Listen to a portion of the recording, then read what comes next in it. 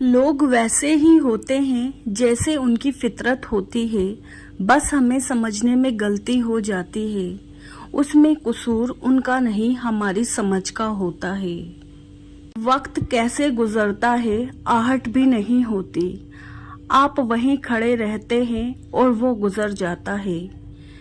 شاید آپ گزر جاتے ہو، وہ کھڑا رہتا ہے۔ کم ترین عالم وہ ہے جو زبان پر رہے، اور بلند ترین عالم وہ ہے جو کردار سے ظاہر ہو۔ انسان کو اپنے اندر جھانکنا آ جائے تو وہ دوسروں کے احساس کو سمجھنے کے قابل ہو جاتا ہے۔ سچا آغاز ہمیشہ سچے انجام پر ختم ہوتا ہے، اور جھوٹا آغاز ہمیشہ جھوٹے انجام پر۔ عقل اپنے کام پر اور جاہل اپنی امیدوں پر بھروسہ کرتا ہے۔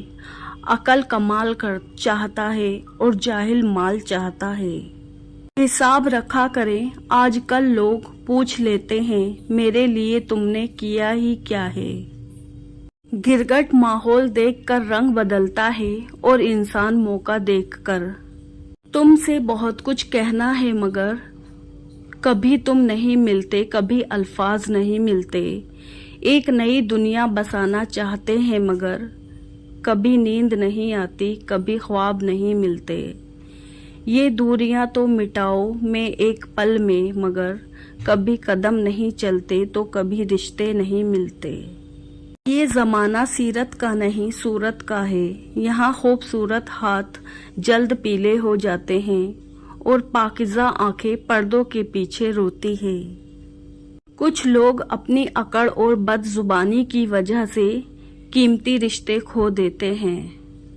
اس بیمار معاشرے کا ایک المیہ یہ بھی ہے کہ یہاں سب کو اپنی دنیا اور دوسروں کے آخرت کی فکر ہے۔ اگر خوش رہنا چاہتے ہو تو دوسروں کی خوشی دیکھ کر حسد نہ کرو۔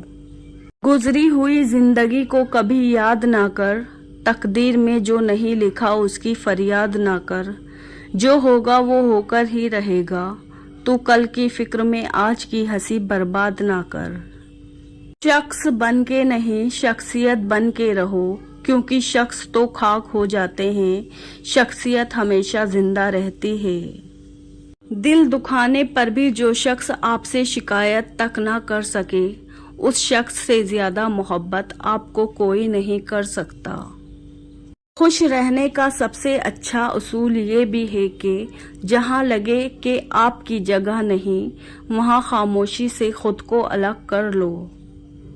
پریشانی اور آسانی ایک ہی سکے کے دو رخ ہے۔ پریشانی ہو تو فکر کرو، آسانی ہو تو شکر کرو۔ بد دعا صرف الفاظ نہیں ہوتے، جس کو دکھ دو اس کی آہ بھی بد دعا بن جاتی ہے، اور رب بہت انصاف کرنے والا ہے۔ اللہ سے مانگنے میں شرطیں نہ باندھو، بلکہ یہ کہو کہ جو ہمارے لیے بہتر ہے وہ کر دے، بے شک وہ ہمارا بھلا ہم سے بہتر جانتا ہے۔ دعا کے مقام پر دعا دینا اپنی جگہ، بد دعا کے مقام پر دعا دے جانا بڑی فکری ہے۔ خاموش رہے یا پھر اپنے الفاظ کو اس قابل بنائے کہ وہ خاموشی توڑنے کے لائق ہو۔ نکتہ وروں نے ہم کو سمجھایا، خاص بنو اور عام رہو، محفل محفل ثابت رکھو، دنیا میں گمنام رہو۔ رسول اللہ صلی اللہ علیہ وسلم نے ارشاد فرمایا، اللہ جس قوم کی تباہی چاہتا ہے اس کی قیادت مصروف اور عیاش آدمیوں کے سپرد کر دیتا ہے۔ زبردستی کسی پر مسلط ہونے سے لاکھ بہتر ہے کہ اپنی ذات کے ٹوٹے ہوئے ٹکڑے اٹھائے اور الگ ہو جائے۔ سلجھ جائے اگر تو ہم کبھی خدا تک نہ پہنچ پائے، تبھی کن کی ڈور کو نصیب کی ڈور سے الجھایا جاتا ہے۔ وہ جانتا ہے ہر ہنسی میں چھپے ہوئے اس درد کو، مگر اسے پسند ہے جب اس کا نام پکار کر اسے سب بتایا جاتا ہے۔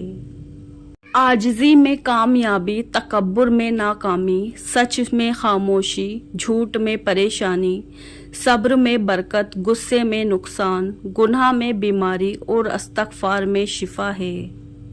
ہماری کتنی ہی خواہشات میں ہماری ہلاکت کا سامان ہوتا ہے، اس لیے قدرت انہیں پورا نہیں کرتی اور ہم سمجھتے ہیں کہ دعا قبول نہیں ہوتی۔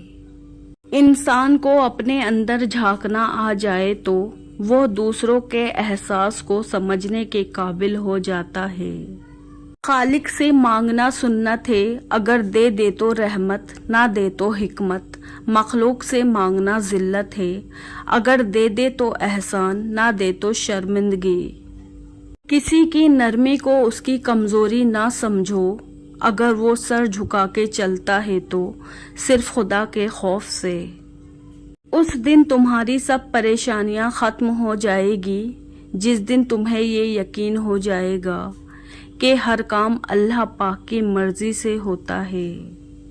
کسی بھی حالت میں اپنا حوصلہ مت چھوڑو، کیونکہ لوگ گرے ہوئے مکان کی اینٹیں بھی اٹھا کر لے جاتے ہیں۔ حضرت علی رضی اللہ عنہ نے فرمایا، کسی کے ایمان کا اندازہ اس کے وعدوں سے لگاؤ۔ زندگی ایسے جیو کہ کوئی ہنسے تو تمہاری وجہ سے ہنسے، تم پر نہیں، اور کوئی روئے تو تمہارے لیے روئے، تمہاری وجہ سے نہیں۔ اگر لوگ تم سے متاثر ہو رہے ہیں تو تکبر نہ کرو، بلکہ اللہ کا شکر ادا کرو کہ اس نے تمہارے عیب چھپا کر تم کو لوگوں میں معزز بنا رکھا ہے۔ نادان تھے جو رکھتے تھے امیدیں کسی پر، ذات خدا کے سوا کوئی کسی کا نہیں ہوتا۔ کبھی کبھی زندگی میں رونے کے لیے اتنی وجوہات ہوتی ہے کہ ہم اندازہ ہی نہیں کر پاتے کہ اصل وجہ کون سی ہے جو ہمیں اندر تک درد دے رہی ہے۔ زندگی آسان نہیں ہوتی، اسے آسان بنایا جاتا ہے، کچھ صبر کر کے، کچھ برداشت کر کے اور بہت کچھ نظر انداز کر کے۔ زبان کی حفاظت کرو، کیونکہ عزت ذلت کی یہی ذمہ دار ہے۔ کسی کو برباد کرنے کی سوچ ہی آپ کی بربادی کے لیے کافی ہے۔